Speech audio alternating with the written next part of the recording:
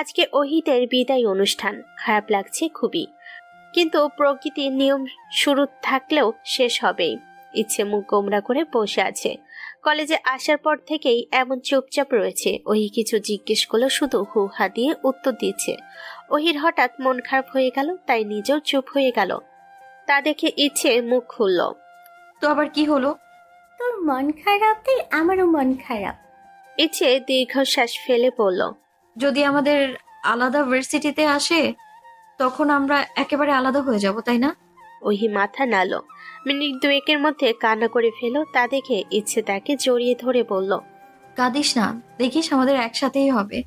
আমরা কোনোদিনও আলাদা হব না। এবার থাম, নইলে আমিও কিন্তু কেঁদে ফেলবো। ওহি চোখ মুছতে মুছতে বলল, না না, এই তো থামছি। Very good. তুই আমাকে অনেক বিশ্বাস করিস, তাই না? ইচ্ছে মাথা নাড়িয়ে বলল, কিন্তু কেন বলো তো? তোকে না আমি একটা মিথ্যা বলেছি। কি? সেদিন ভাইয়া না, আমি তোকে চিঠি দিয়েছিলাম তার নাম দিয়ে। ইচ্ছে হতভম্ব হয়ে গেল। কত কথা শুনিয়ে দিল সেই লোককে, অথচ সে দেয়নি। রেগে বলল, কিন্তু কেন? আর ওটা তো তোর হাতে লেখা নয়। আমার লেখা নয়, আবির ভাই লেখা। আমি লিখলে তুই বুঝে ফেলতে সে লিখেছে, কিন্তু তার হাতে লেখা যে কি পরিমাণ খারাপ কি বলবো। আইরিয়া বুকে দিয়ে লিখে নেও রিক্স। সে প্রচন্ড পেট পচা, যদি কাউকে বলে দে। সেই ভয়ে আর তাকে বলিনি। আর ভাই নিজেই তোদের পাশের বাড়ির মালির হাতে দিয়ে গেছে। আমি ভেবেছিলাম ভাইয়ার লেখা এসব রোমান্টিক কথা শুনে তুই প্রেমে পড়ে রেজিগনেশনে যাবি, কিন্তু না, তুই তো উল্টো চেতে গেলি। সরি রেশুই। ইচ্ছে ওহির মুখ ফুলানো দেখে আর রাগ করে থাকতে পারল না। কৌতূহল নিয়ে কপাল কুঁচকে বলল, তাহলে লেখা উধাও হয়ে গেল কেন? তুই যদি অন্য কাউকে দেখাস আমার ভাইয়ের মান সম্মান যাবে না, এই জন্যই সে কলম ব্যবহার করা। ইচ্ছে উঠে দাঁড়ালো, দুহাত কোমরে রেখে বলল, ওরে চিটার, ওরে বাটপার, এই ছিল তোমার মনে? আর হবে না, সত্যি বলছি। তোকে একটা ছন্দ শুনাই। ইচ্ছে উত্তর করল না। ওহি বোকা বোকা একটা হাসি দিয়ে ইচ্ছেকে নকল করে বলল, মুরগি খাই খয়ে ইচ্ছে আমার প্রাণ প্রিয় সই। দুজনে হাসতে লাগলো। তখনই হলরুম থেকে ডাক পড়ল। দুজনেই উঠে দাঁড়ালো। এখন স্যারেরা বক্তব্য দিবেন। বিদায় দিতে দিতে প্রায় বিকেল হয়ে গেল। ইচ্ছে হেঁটে হেঁটে যাচ্ছিল। হঠাৎ রাস্তার মাঝে অনুভবকে দাঁড়িয়ে থাকতে দেখে এগিয়ে গিয়ে বেশ লম্বা করে সালাম দিল। অনুভব এক লোকের সাথে কথা বলছিল। কোনো মেয়ের কণ্ঠ শুনে পেছনে তাকালো। ইচ্ছেকে দেখে ভুরু কুচকালো। সামনে দাঁড়িয়ে থাকা লোকটিকে বিদায় জানিয়ে গম্ভীর কণ্ঠে বলল, কি চাই মেয়ে? একটা দাবি নিয়ে এসেছি। কিসের দাবি? আমাদের গ্রামে একটা ভার্সিটি খোলার ব্যবস্থা করে দিন তো। কেন? কেন মানে, আমাদের সামনে এইচএসসি পরীক্ষা, তারপরেই বাইরে চলে যেতে হবে। আমি আমার আপন মানুষদের সাথে থাকতে চাই, বাড়ির বাইরে যেতে চাই না আমি। অনুভব ইচ্ছের দিকে তাকালো। ইচ্ছের একটা স্বভাব হাত ঝাঁকিয়ে কথা বলা। এই কয়েকদিনে তা বেশ ভালো করে খেয়াল করেছে। তবে ইচ্ছের এমন কথা শুনে রাগলো না। আসলে আপন মানুষদের ছেড়ে বাহিরে গিয়ে থাকতে সবারই কষ্ট হয়। তার বোনটাও চলে যাবে কিছুদিন পরে। তবে সে কি করে ভার্সিটি দিবে? এটা সম্ভব নয়। আর কিছু? ইচ্ছে মুখ ভেঙচি দিয়ে বলল, হ্যাঁ, আরেকটা কথা, আপনি বিয়ে করবেন না? সময় হলে করব। আপনার জন্য আমাদের বাড়ির পাশের সোফিয়া রেডি আছে। আপনার সাথে তাকে দারুণ মানাবে। কেন? আমার সাথে শুধু কেন মানাবে? ইচ্ছে দাঁত কেলিয়ে বলল, কারণ পাগলের জীবন সঙ্গী পাগলই মানায়। অনুভব গম্ভীর কণ্ঠে বলল, যেমন এক পাগল আরেক পাগল কি ভালো চিনে। ইচ্ছে রেগে কিছু বলবে তার আগেই আবার বলল, সন্ধ্যা হয়েছে, বাড়ি যাও। ইচ্ছে বিরক্ত হলো, কিছুটা রাগ নিয়েই বলল, এই জন্য আপনাকে আমার পছন্দ হয় না। তো এই অ্যাটিটিউডের জন্য আপনার কপালে বউ জুটবে না। বলে ইচ্ছে চলে যাওয়ার জন্য পা বাড়ালো। কয়েক ধাপ যেতেই অনুভব পেছন থেকে বলল, বউ না জুটলেও তোমার মতো বাচ্চা মেয়েকে আমি বিয়ে করবো না। ইচ্ছে পেছন ঘুরে কোমরে হাত রেখে বলল, আমার বই গেছে আপনার মতো বুড়ো লোককে বিয়ে করতে। আপনাকে তো দুই চোখে তো দূরের কথা, এক চোখেও সহ্য করতে পারি না। অনুভব অপমানিত বোধ হলো, গম্ভীর কণ্ঠে বলল, সাবধানে কথা বলবি মেয়ে। তকদিরে থাকলে আমার মতো বুড়ো লোকেরই বউ হবে তুমি। ইচ্ছে বড় বড় করে তাকালো। অনুভব চলে গেল। কপালের সামনে চুলগুলো ফুদি সরিয়ে বিড়বিড় করতে করতে বাড়ির রাস্তা ধরল। ইচ্ছে বাড়ি ফিরে ফ্রেশ হয়ে দাদাজানের কাছে গিয়ে বসলো। শফিক সাহেব বই পড়ছিলেন। ইচ্ছেকে দেখে বই রেখে বললেন, ইচ্ছেরা নিজে আসুন আসুন। কি করছো দাদাজান? আর তোমার বউটা কোথায়? বই পড়ছিলাম, আর তোর দাদিজান একটু বাইরে গেছে। ও আচ্ছা দাদাজান, তুমি অনুভব মির্জাকে চেনো?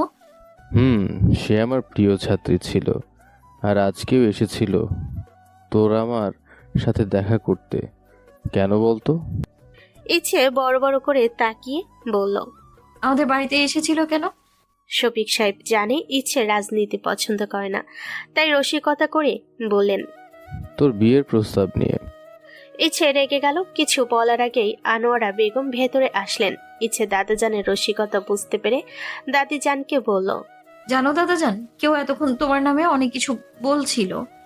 আনোয়ারা বেগম আর চোখে শফিক সাহেবের দিকে তাকিয়ে ইচ্ছের পাশে বসে পড়ল। গম্ভীর কণ্ঠে বলল, কি কইতাছে? তুমি নাকি দিন দিন আরো বেশি সুন্দর হয়ে যাচ্ছ। ধ্যাত সেমরি, খাওয়া দিতাছি, তাড়াতাড়ি আয়। আনোয়ারা বেগম লজ্জা পেয়ে বেরিয়ে যেতে ইচ্ছে আর শফিক সাহেব অট্ট হাসিতে ফেটে পড়লেন। তুষার রাস্তায় তার দলবল নিয়ে বসে বসে মেয়েদের বিরক্ত করছিল। হঠাৎ রাস্তায় ওহিকে দেখে তার চোখ চকচক করে উঠল। অনুভব মির্জার বোন, তার জন্যই তুষারের বাবা এবার মনোনয়ন পায়নি। মনের মাঝে রাগ পুষে রেখেছে। সবাইকে এ পাশে রেখে সে একাই ও পাশে গেল। ওই রিক্সা দাঁড় করিয়ে দোকান থেকে আইসক্রিম কিনতে নেমেছিল। কি গো সুন্দরী, একা একা আইসক্রিম খাবে? ওই বিরক্ত হয়ে তাকালো। প্রথমে ভেবেছিল রঙ্গনের লোক, পরে বুঝলো না অন্য কেউ। কিছু না বলে রিক্সায় উঠে বসলো। তুষার সামনে গিয়ে দাঁড়ালো, হাত এগিয়ে দিয়ে ওহির হাত থেকে একটা আইসক্রিম নিয়ে বলল। তা সুন্দরী, তোমার ভাই এত সুন্দরী একটা মেয়েকে বডিগার্ড ছাড়া বাইরে ছাড়ে কোন আক্কেলে? কে বলেছে বডিগার্ড নেই? তুষার সাইডে তাকালো। রঙ্গন দাঁড়িয়ে আছে। তাকে দেখে হাসার চেষ্টা করে বলল। আসসালামু আলাইকুম আব্বা, ভালো আছেন? রঙ্গন তার হাত থেকে আইসক্রিমটা নিয়ে খেতে খেতে বলল। আব্বার বউরে ডিস্টার্ব করলে আব্বা কেমনে ভালো থাকে? ওই বড় বড় করে তাকালো। কি বলে এ লোক?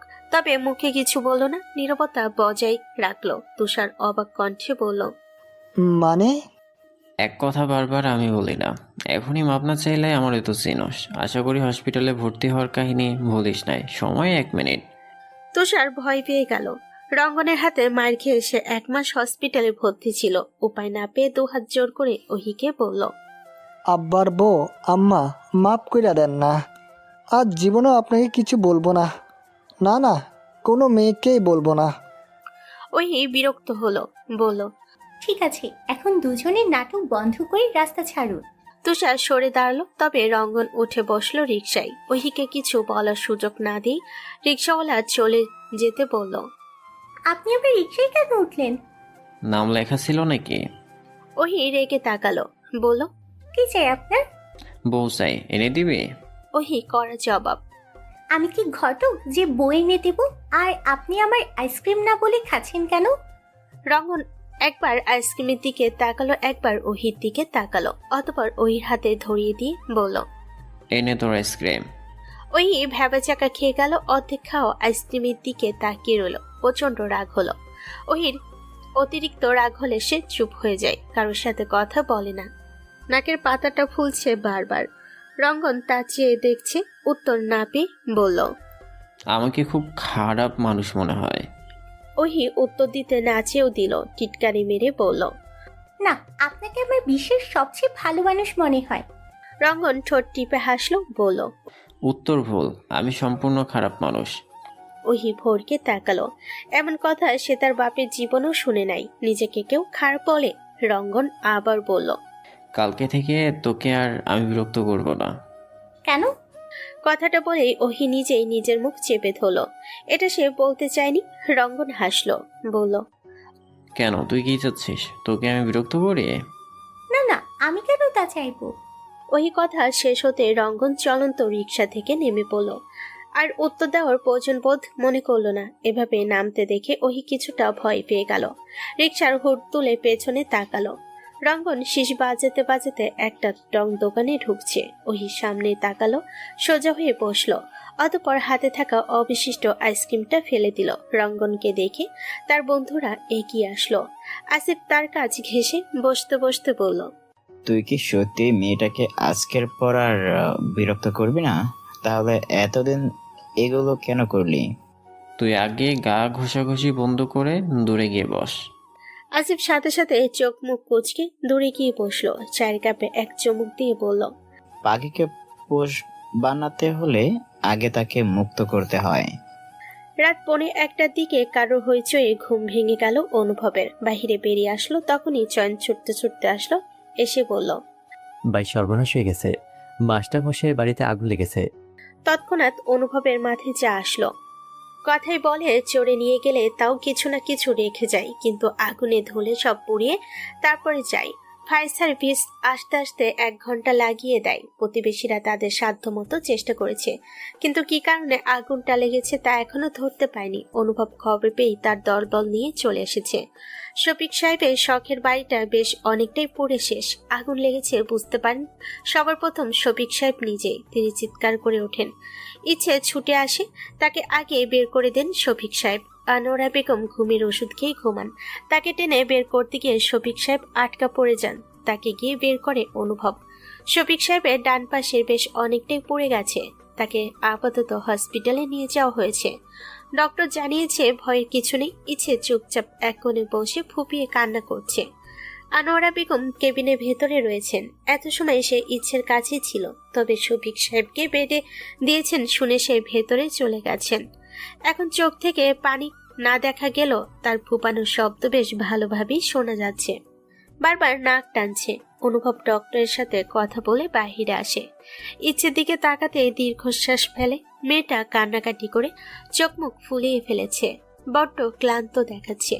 ধূপধাপ পা ফেলে এসে ইচ্ছের থেকে দূরত্ব বজায় রেখে বসে পড়ে। শরীরে তার টি শার্ট আর ট্রাউজার বাসায় যেভাবে ছিল সেভাবে বের হয়েছিল। পকেটে হাত দিয়ে টিস্যু খুঁজলো, তবে টিস্যু না পেলেও একটা রুমাল পেল। সেটাই ইচ্ছের দিকে এগিয়ে দিয়ে বলল, এই যে সাহসী মেয়ে, চোখ মুখ মুছে নাও, তোমার দাঁতে যান ঠিক আছে। ইচ্ছা বিনা বাক্য ব্যয়ে নিয়ে নিল, তবে মুখে কিছু বলল না। মাথা নিচু করে রাখলো। অনুভব ঘড়ি দেখে নিল, 6টা বাজে। শীতের দিন 6টা মানে ভোর। তোমার কি ঘুম পেয়েছে? ইচ্ছে এবার মাথা তোলো, নাক টানতে টানতে বলল, আমার কি ঘুম পাওয়ার কথা? না, তবে ঘুমানো উচিত। তুমি বললে আমি একটা কেবিন বুকিং করে দিতে পারি।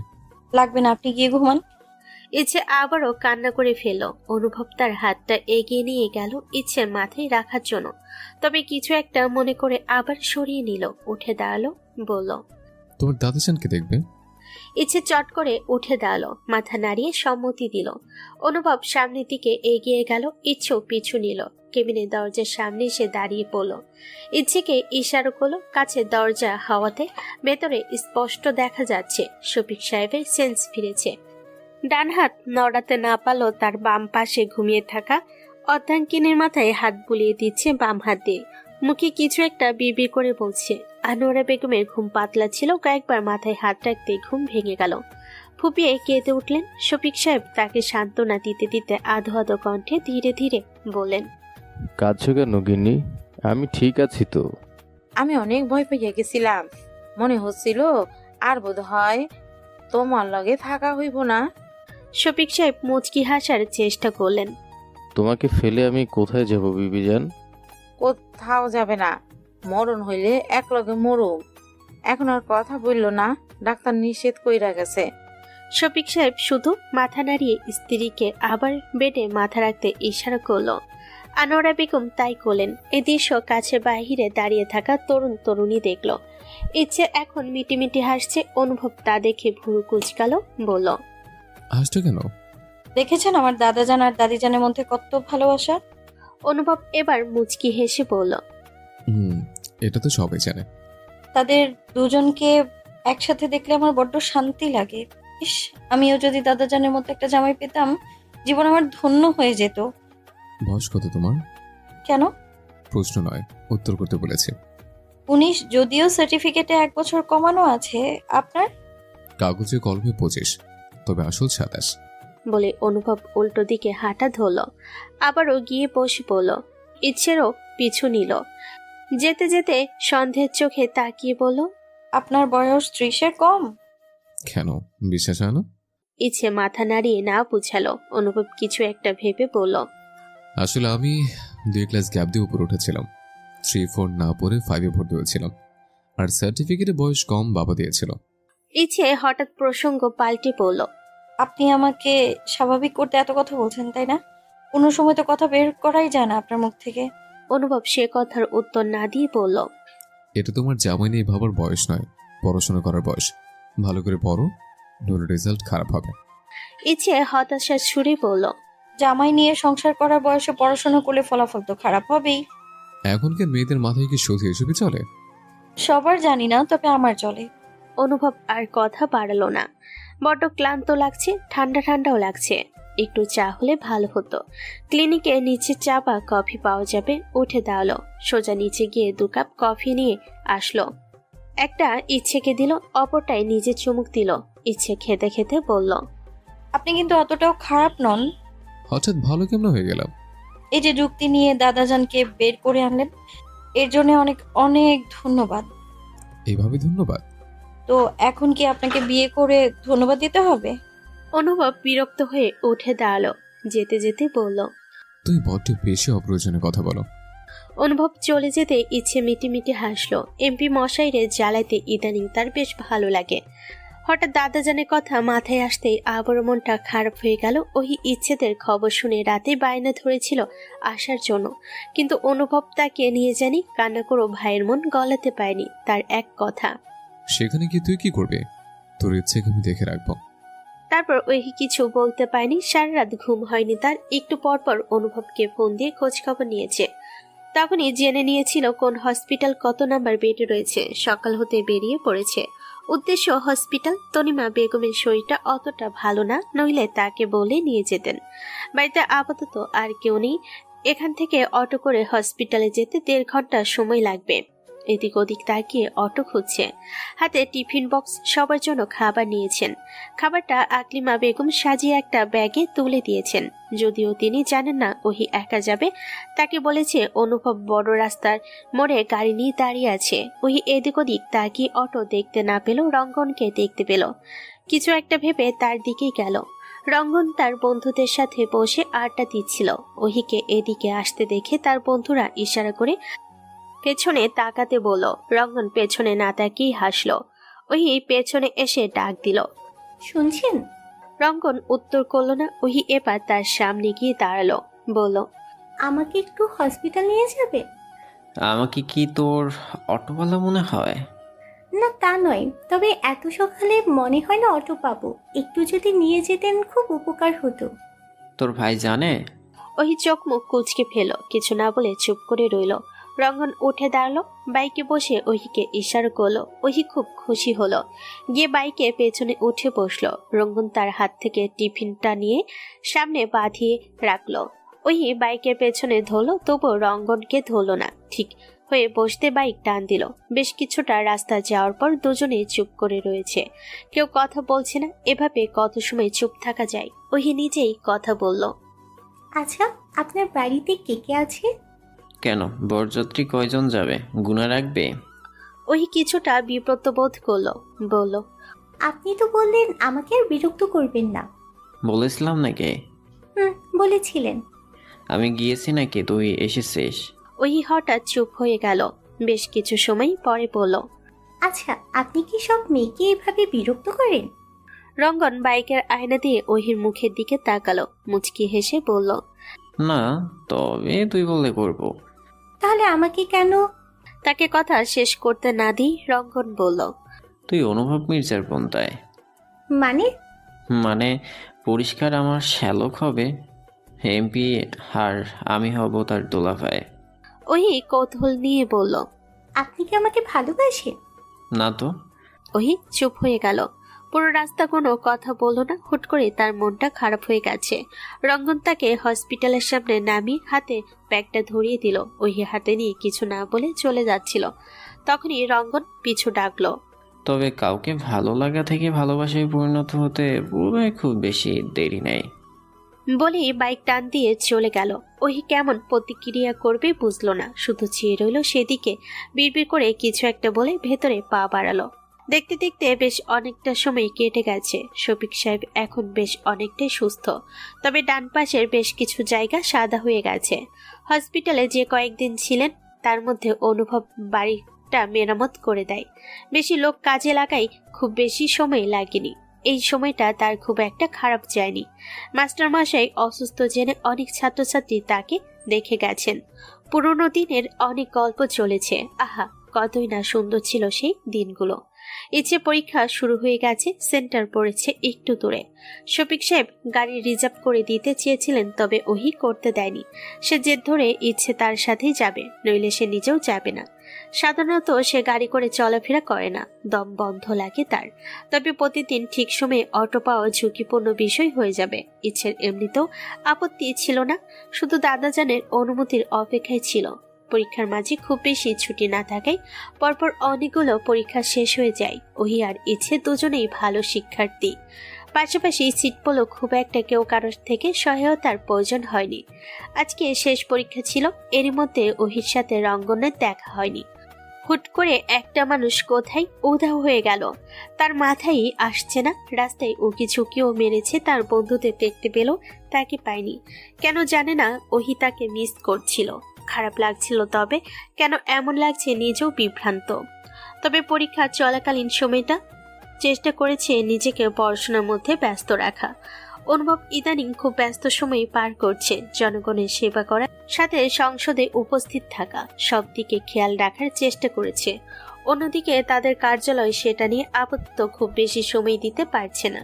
তবে ব্যবস্থাপককে তার বড্ড সন্দেহ হয়। তার গতিবিধির দিকে খোঁজখবর রাখার দায়িত্ব চয়নকে দিয়েছে। আজকে বোনের শেষ পরীক্ষা ঠিক করেছে সে নিতে যাবে। যে ভাবনা সেই কাজ। কলেজের পূর্ব পাশে গিয়ে দাঁড়ালো। সামনের দিকে অতিরিক্ত ভিড় হওয়াতে ওহিরাই চালককে এখানে দাঁড়াতে বলেছে। ওহি আর ইচ্ছে হলরুম থেকে বের হতে হতে প্রশ্ন নিয়ে আলোচনা করছে। গাড়ির কাছে এসে ওহি চালকের জায়গায় অনুভবকে দেখে খুশি হয়ে গেল। ইচ্ছের ভাবভঙ্গি দেখে খুশি অখুশি কিছু বোঝা গেল না। সে বেশ স্বাভাবিকভাবে দাঁড়িয়ে রইল। ওহি এগিয়ে এসে বলল, ভাইয়া তুমি এসেছো? পরীক্ষা কেমন হলো? আলহামদুলিল্লাহ, বেশ ভালো হয়েছে। এখন শুধু ব্যবহারিক বাকি, তবে ওটা নিয়ে দুশ্চিন্তা নেই। অনুভব এবার ইচ্ছের দিকে তাকিয়ে বলল, তোমার পরীক্ষা কেমন হলো? ভালো। অনুভব আবার ওহির দিকে তাকিয়ে বলল, কোথাও ঘুরতে যাবে? দুজনেই খুব ক্লান্ত থাকে, কেউ রাজি হলো না। অনুভব আর কথা বাড়ালো না। গাড়িতে উঠতে বলে বাড়ির রাস্তা ধরলো। ইচ্ছে প্রতিদিন বড় রাস্তার সামনে এসে নেমে যায়।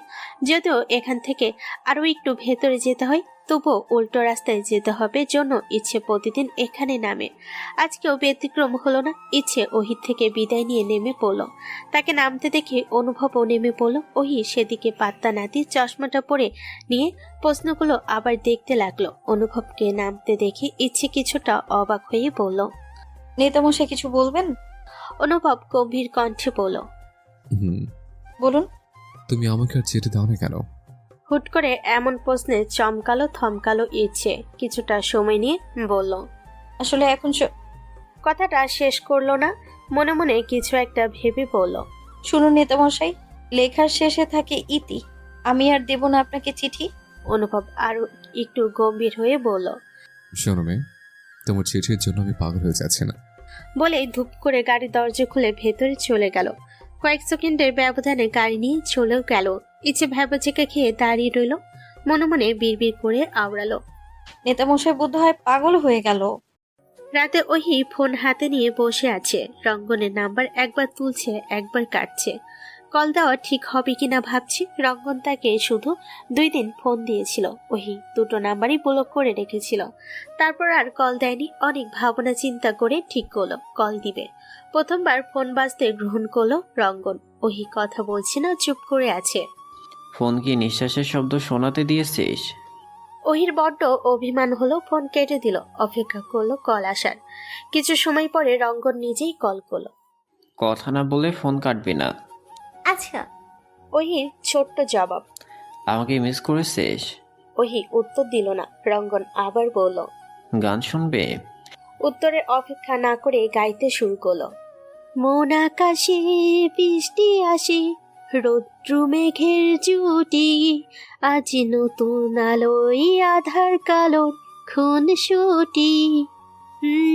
ঝড়ের বেশি এলো কেশি, কাজল সে চোখ দুটি, দিল কঠিন কথার বিষণ্ণতার ছুটি।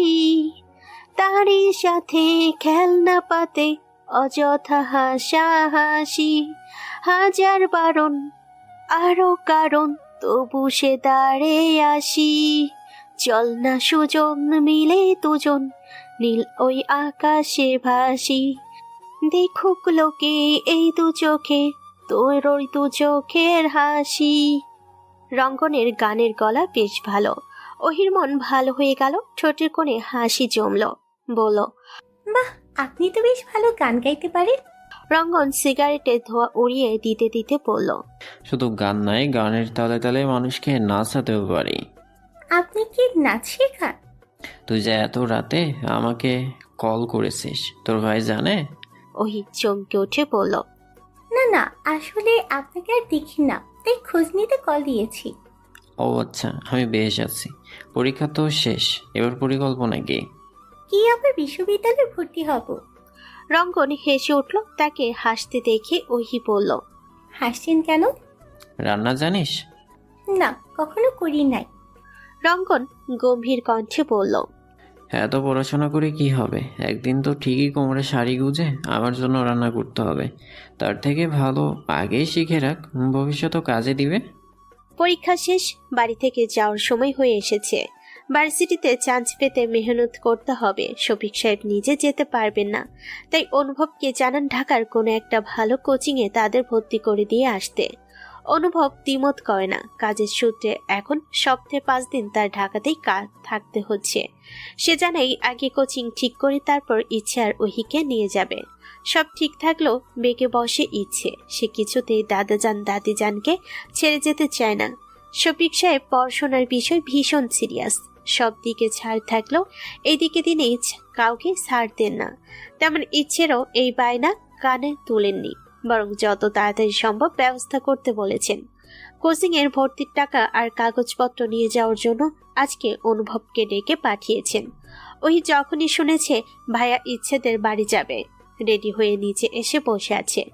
অনুভব নিচে নামতেই ওহি আসলো, উঠে দাঁড়িয়ে বলল, আহা ভাইয়া, এত দেরি করলে কেন? তাড়াতাড়ি চলো। অনুভব তার দিকে চেয়ে ভুরু নাচিয়ে বলল, তুই কোথায় যাবি? কেন? আমার সইয়ের বাড়ি। তোর যেতে হবে না, আমার ফিরতে রাত হবে।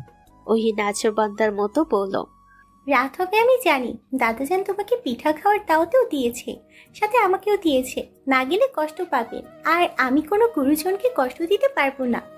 অনুভব আর কথা পারল না। তার বোনের জন্য সে সবকিছু এনে দিতে পারবে, এটা তো সাধারণ একটা বিষয়। ইচ্ছে দাদাজানকে এটা ওটা এগিয়ে দিচ্ছে। সে জানে না আজকে তাদের বাড়িতে অনুভব আসবে, শুধু জানে তাদের বাড়িতে আজকে কেউ আসবে। দাদাজানকে বারান্দার চেয়ারে বসিয়েছে, হাতে আরিফ আজাদের বই। আনোয়ারা বেগম পিঠা বানাতে বানাতে তার দিকে তাকিয়ে বললেন, শুনছো, গরম গরম পিঠা খাইবা? শফিক সাহেব বইয়ের মধ্যে ডুবেছিলেন, কথাটা শুনতে পাননি। আরো 3-4 বার ডাকার পর যখন শুনলেন না, তখন রেগে ইচ্ছেকে বলেন, দৌড়ে গিয়ে ওই বইটা নিয়ে আনে যা। ইচ্ছে তাই করলো। দাদাজান দাদিজানের এসব মিষ্টি মিষ্টি ঝগড়া দেখতে তার বেশ ভালো লাগে। শফিক সাহেবের থেকে বই কেড়ে নিতে চোখ তুলে তাকালেন। ইচ্ছেকে দেখে বললেন, কিরে, বই নিলি কেন? তোমার বেগম ডাকে, শুনছো না কেন? রেগে গেছে দেখো। শফিক সাহেব আনোয়ারা বেগমের চোখের দিকে তাকিয়ে দেখলেন কথা সত্য। চোখ পাকিয়ে তাকিয়ে আছে। তিনি মুচকি হেসে বললেন, বিবিজান, কিছু কইবা? গরম গরম পিঠা। বুঝেছি, হ্যাঁ খাবো। ইচ্ছে যা নিয়ে আয়। ইচ্ছে মাথা নাড়িয়ে কিছু পিঠা এনে দিল তাকে। শফিক সাহেব একবার মুখে দিতে কেউ ডাক দিল, আসসালামু আলাইকুম স্যার, আসবো? শফিক সাহেব উত্তর নিয়ে বললেন, তোকে না বলেছি এখন দাদাজান ডাকবি, স্যার বলিস কেন? অনুভব হাসলো, বলল, ভালো লাগে এটা বলে রাখতে। ইচ্ছে বড় বড় করে তাকালো। তার মানে এই ব্যাটার জন্য এত আয়োজন। হঠাৎ পেছন থেকে ওহি গিয়ে তাকে জড়িয়ে ধরল। তাকে পেয়ে ইচ্ছে তো মহা খুশি হয়ে গেল। টেনে ঘরে নিয়ে গেল তার ফোন দেখাতে। দাদাজান তাকে নতুন অ্যান্ড্রয়েড ফোন কিনে দিয়েছেন, কিন্তু ফোন সম্পর্কে খুব একটা কিছু জানে না সে। ওই যেহেতু আগে থেকে ফোন ছিল, এই বিষয়ে ওর অভিজ্ঞতা বেশি, তাই ইচ্ছে তাকে বলল, আমার ফোন দেখে বলো তো কেমন হয়েছে। ওয়াও, অনেক সুন্দর হয়েছে। ওই এবার আমাকে সবকিছু বুঝিয়ে দিয়ে ফেসবুক খুলে দাও। আচ্ছা, দিচ্ছি। দুজন ফোন নিয়ে ঘাটাঘাটি করা শুরু। দুটো একসাথে বসলে আর কোনো দিকে খেয়াল থাকে না। শফিক সাহেব অনুভবের সাথে বেশ অনেকদিন পরে গল্পগুজব করলেন। আনোয়ারা বেগমও তাদের সাথে যোগ দিয়েছেন। তবে রাত হয়ে যাওয়াতে এবার খাওয়ার জন্য তাড়া দিলেন। ইচ্ছেদেরও ডাক দিলেন। সবাই এসে একসাথে খেতে বসলো। আনোয়ারা বেগম এটা ওটা দিতে দিতে অনুভবকে বললেন,